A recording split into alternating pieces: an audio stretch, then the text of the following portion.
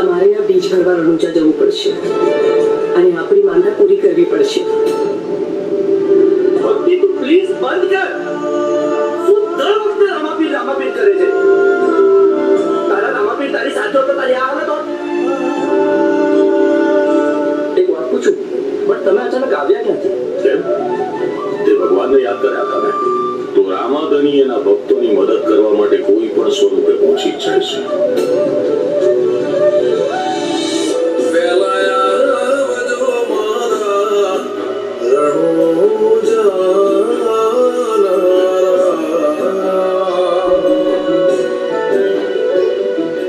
ખાલી ભક્તિથી ભોજન નથી મળતું, નાટ્ય જ્ઞાનથી ઘર ચાલે. ભોજન ફક્ત શરીર માટે હોય છે દીકરા, જ્યારે ભક્તિ આત્મા માટે હોય છે.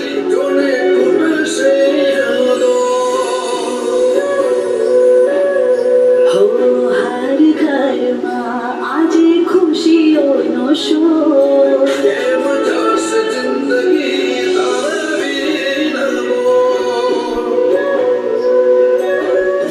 પણ હું તને વચન આપું છું,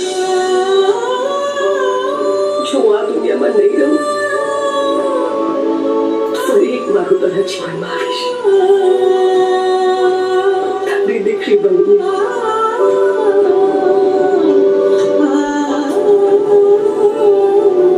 માણસના જીવનમાં દુઃખ આવે તો એ દુઃખ પહાડ જેવું લાગે છે.